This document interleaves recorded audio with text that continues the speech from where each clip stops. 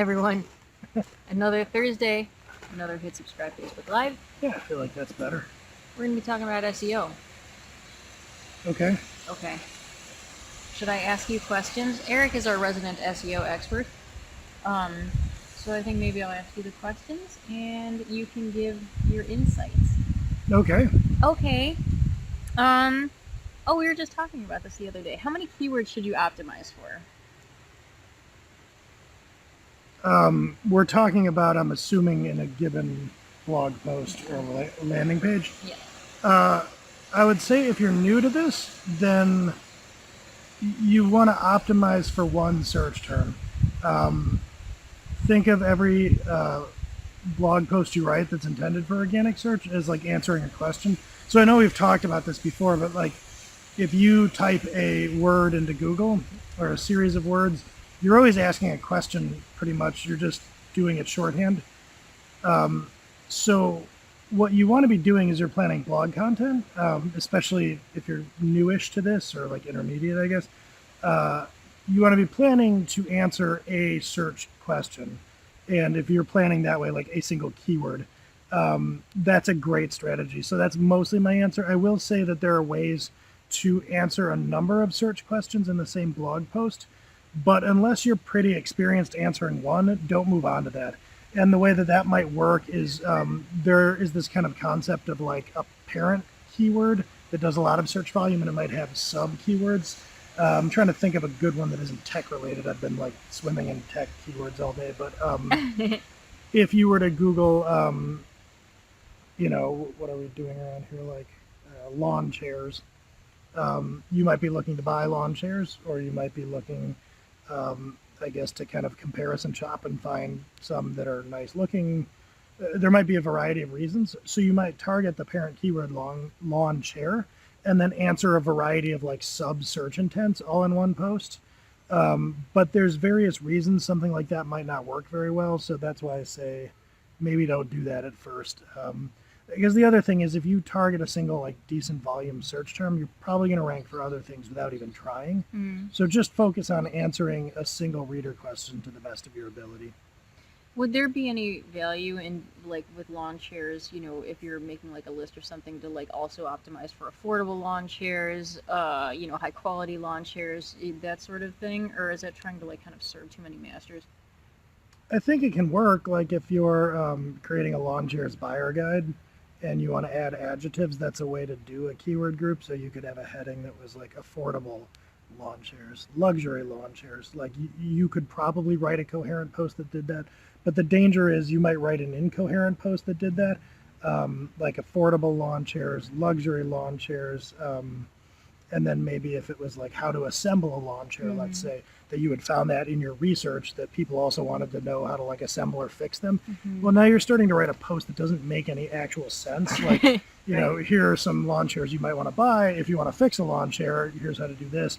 The problem with that is people that want to know how to fix a lawn chair aren't looking to buy one and vice versa.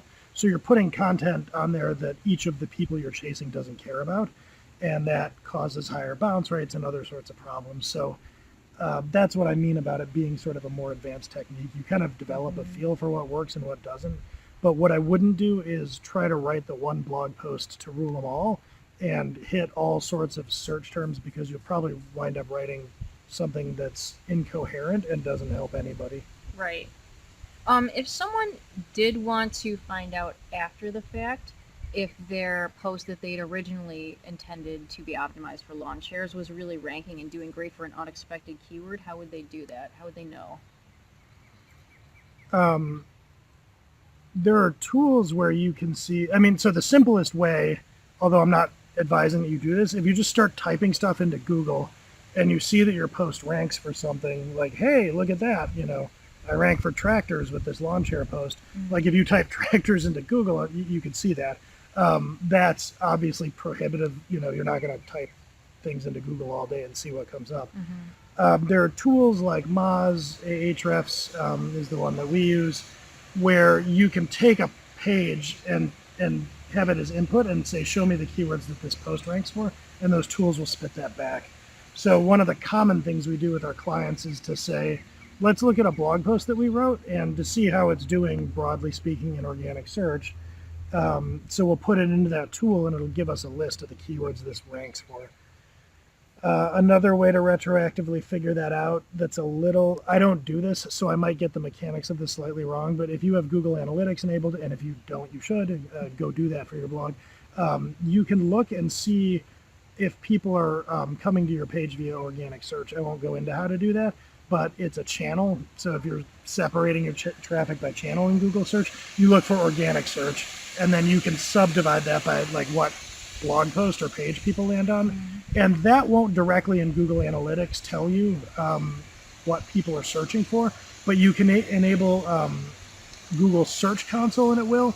This gets a little bit involved, but you can use this set of tools also to tell you what people are searching for when they're hitting your site. And that's the free option, right? If you want something that's nice and easy, you're going to need to pay, right? Yeah, and it's, I think in some ways, kind of incomplete. I don't know. Sure. You can get information that way through Google, and it won't cost you anything. But yeah, it's a lot harder to come by and harder to learn. These tools that people use for pay are like designed to make it easy for you. Okay, we got a question about keeping up with Google. So everybody knows that Google changes their algorithm all the time, and they're always running experiments and stuff. What do you advise for someone who wants to keep up with that? I would consume a curated list of site information, like the SEO tools that I mentioned, like Ahrefs, Moz, so Moz.com, Ahrefs.com. There's a guy named Neil Patel, I forget the name of his site, but these folks make it their business to keep up with like SEO based content marketing. So if you just kind of read what they're doing, HubSpot's another one that does this. Keeping up with those sources, they'll kind of curate for you what's going on. I guess if you're trying to do SEO for a living, you could start like watching talks from Google and kind of reading between the lines. But like we do this as part of our content offering, and I don't keep up with that. I just follow those sources. It changes a lot, but like major changes are sort of announced and there's buzz around them in the community, like if Google's overhauling its algorithm. So you probably don't need to keep up with day to day what's going on or even week to week, but you might want to check in a couple of times a year to see if there's been like a major shift in ranking factors. So follow the sources that will filter out the key information and share it with you, and that would be like Moz's blog and you're saying Neil Patel. Yeah. And look for well-known ones, because one thing about people that specialize in SEO, they're really good at getting in front of you, and that leads to a lot of sort of hucksterish information where it's designed to be like, oh man, Google's changing every day, and if you don't, give me money, you'll never know. Like, be careful. Look for kind of well-established authority sources that aren't like hysterical, and pick those. You can't go wrong with some of the blue chippers that we just talked about here. If something's kind of not real well established and giving you a lot of very dramatic information, maybe be skeptical of it. Right. Yeah, I followed Moz for a really, really long time, and I don't think that I even realized they had a paid product the whole time that I was following them and reading all their content, because they were just so free with their information. What are some? Oh, well, I guess we have a question that's what are some good resources for learning more about SEO? But I think we kind of just covered that. Unless are you starting I'll from give the some beginning? more. So, like, I mean, you can read the blogs of Moz and Ahrefs. Moz also did this video series with, I don't know if he works for them anymore or not. Like, he left and came back or something. This guy, Rand Fishkin, used to do this thing called Whiteboard Friday. Those are really good. Where he would kind of take you through, like on a whiteboard, draw things out related to helping you understand SEO. The Ahrefs guy, I forget his name. He says it at the beginning of every episode. Like I should know. But Ahrefs, if you go look at their YouTube channel, they do great videos. Let's see. If you're looking, like for those of you out there not in like commercial content marketing, if you're looking to hustle and make some money off of affiliate links, there's a site called, I think it's incomeschool.com, but they have a YouTube channel, Income School, and a site.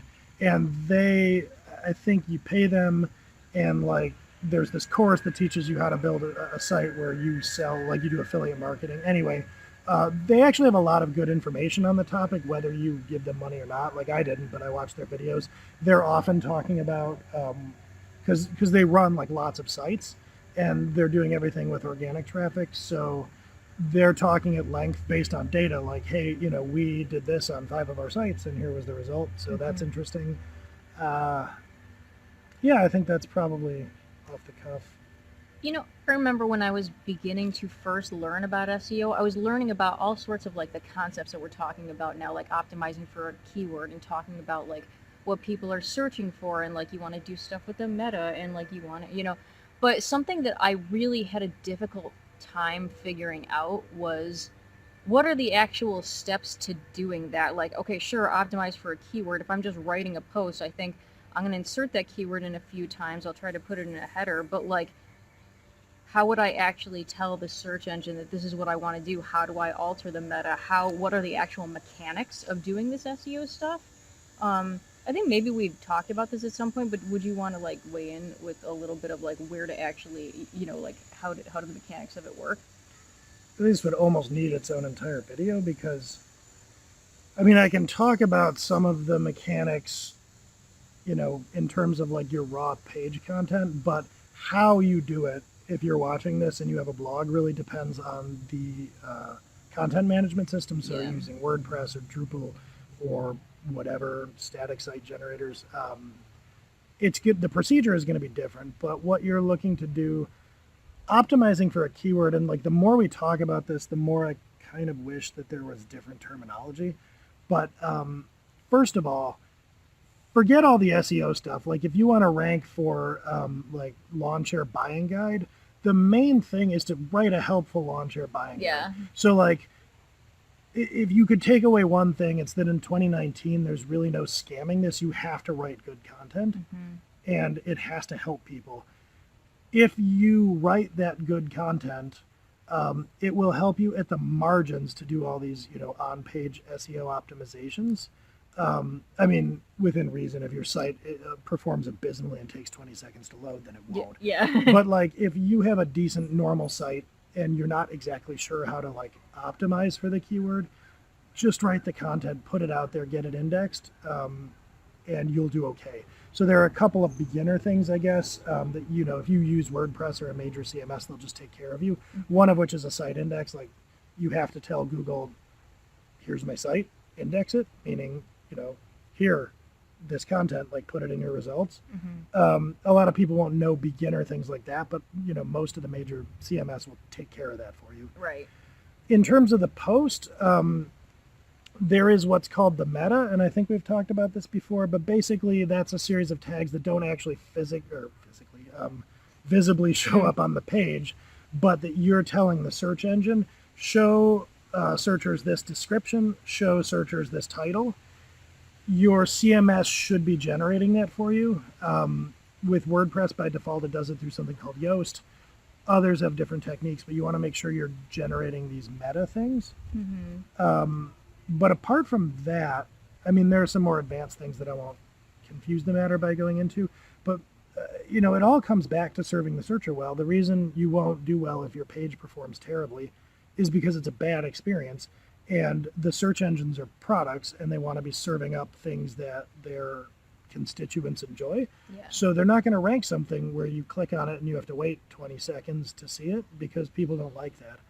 So really, even that feeds into like creating good content and a good experience. After that, once you're doing that, then think about how to give yourself a bit of advantage. And it's really less of a series of like hardcore tweaks that you need to do, and more of just making sure that you're checking these boxes, filling out this meta, and doing a few things like that. If you don't have Yoast, if you don't have that, would you have to possibly add HTML, like go into the HTML of the blog post, or will most CMSs allow you to edit this like in a WYSIWYG type of thing? Any CMS that's serious about SEO will have a way for you to do this without hand editing the HTML.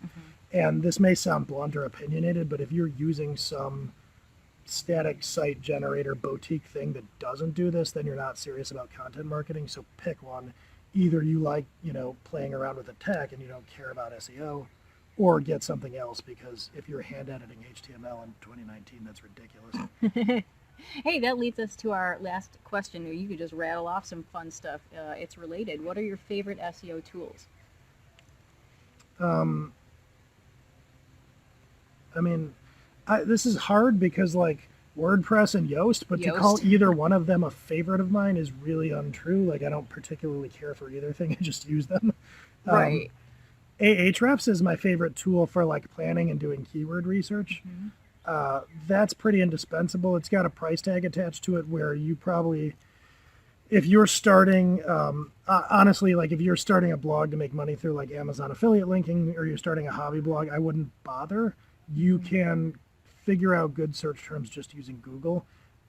If you have a corporate interest and you're running like a tech product blog or whatever, or you're an agency, then I would suggest investing in Ahrefs. Hmm. Um, Keywords Everywhere is a Chrome Yep. plugin I would install. And basically, if you install Keywords Everywhere, when you're searching for things in Google, it'll pop up a little thing that tells you how many people per month search for that. Hmm. And that is hugely helpful. Yeah.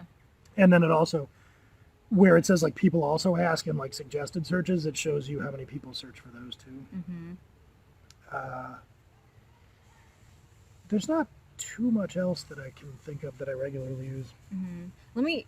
I used to use Moz. Like Moz is a pretty good tool. I just like Ahrefs better. Yeah. What makes you like Ahrefs better? It's the reports, right? A lot of it has to do with stuff that helps our clients. Mm.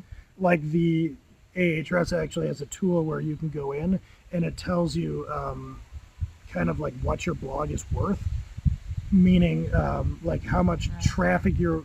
How do I put this that's easy to understand? Like you can use Google AdWords to advertise and bring in traffic, and Ahrefs has a tool that tells you how much you would have to spend in AdWords in order to bring in the traffic that your blog is bringing in through organic search. Hmm. And for us, that's like invaluable because we're going to our clients and saying, look, this content, that we're doing for you is worth $35,000 a month, so it's probably worth your spend with us. Hmm. That's a big one, but there's more like utility, I think, in terms of planning for clients. But Interesting.